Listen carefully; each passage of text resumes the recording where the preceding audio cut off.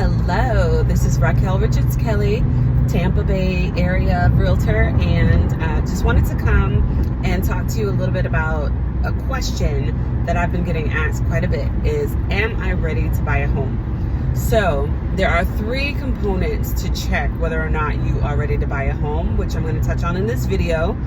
Very high level, but at least it'll point you in the right direction for moving forward. So first thing is income. You need verifiable income for the past 2 years. Banks just want to know that you are able to pay your mortgage if they were to lend you the money. So that is the first piece of it, making sure that you have consistent verifiable income. That could be self-employment. It could be from, a regular 9 to 5, but you need to have everything documented. So that's the first part of it.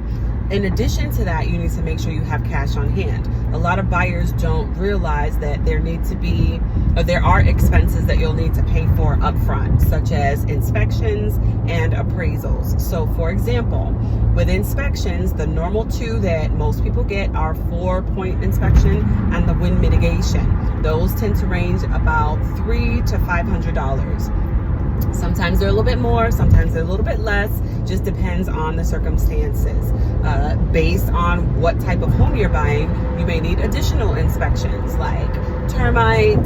You may also need septic if you're using a septic tank for your sewer. So those are things to consider, that your upfront costs could range anywhere from just a few $100s to a couple $1,000s, depending on what you're looking at, okay? So that's the first thing. So the second thing that you want to be mindful of is your credit score.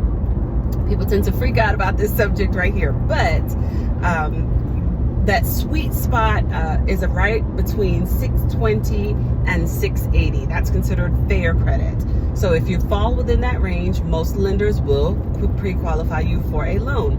Now, there are lenders that will take a score under 620, but usually if that's the case, they're requiring you to put more down. So not the normal customary 3.5%, you'll end up having to put more down. And so that just reminded me, let me piggyback a little bit. Going back to that first point, I did leave out, in terms of the cash on hand, some people, if it's your first time buying a home, you may be able to qualify for a first time home buyer program, which will pay sometimes up to $10,000, sometimes even $25,000, depending on your circumstances. So if you're fortunate enough for that, then great. Then you don't need cash for your down payment, but you will need cash for your closing costs. I tell people all the time, be prepared to minimally put 3.5% down, and be prepared for about 3 to 4% for your closing costs. So let's just say, for example, you're looking at a home that's about $300,000. You want to at least have set aside about $10,500. That's right at around that 3.5% mark, to be able to go towards your closing costs. And if you aren't getting any kind of assistance or anything like that, then you'll need to double that amount so you have enough for your down payment and your closing costs. So just want to clarify that.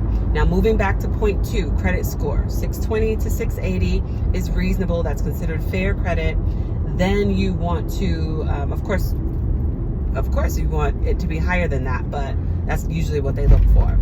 So at the end of the day, pay your bills on time, preferably pay them early if you can, in advance. That helps your credit as well. We can talk about that another day, but that's the second component. So the third component is looking at your debt to income ratio. That's where you look at, on a monthly basis, how much money is going out versus how much money is coming in. The easiest way to calculate that is take a look at all of your reoccurring expenses that you pay each month. So if we're talking about all your utilities, we're talking about credit card bills, we're talking about student loans, we're talking anything that you pay that has a consistent monthly payment, that will be grouped into your expenses. Then you want to divide that amount by how much money that comes in on a gross basis per month. So if you get your paycheck and it's gross $2,000 every paycheck, you get paid twice a week, that's $4,000. You would take your total expenses and divide that by your total income, get that number and multiply it by 100. That will give you your debt to income ratio. The ideal spot is to be between 36 and 45%. Of course, the lower that is, the better. That's on the back end. So There is a front end component to your debt to income, which is looking at just your housing expenses. So how much you pay for rent, your utilities, water, electric, those things that are just for your living. And you take that total divided by your monthly income, that will give you your front end debt to income, which should be right at around 28%. Of course, lower is better, but 28% is usually the guide. That's basically how much house you can afford. So hopefully that was able to kind of set some things in place, some things to think about. Again, that income, you want to look at your cash on hand. Second thing, credit score, make sure you're paying your bills on time. And the third thing, look at how much money is going out versus how much money is coming in. Those things can be adjusted to get you in a better place to be able to purchase, but at least you have a starting point. So hopefully this information was helpful. If you have any questions or you'd like to get more information, please do not hesitate to contact me via social media, via my phone number, via email. Either one is fine. My phone number is 813-315-5027. My email address is richardskelly.llc@gmail.com, and I'll put those up on the screen for you as well. RICHARDSKELLEY@gmail.com. So have a great day, and hopefully you're available to watch the next video. Thanks.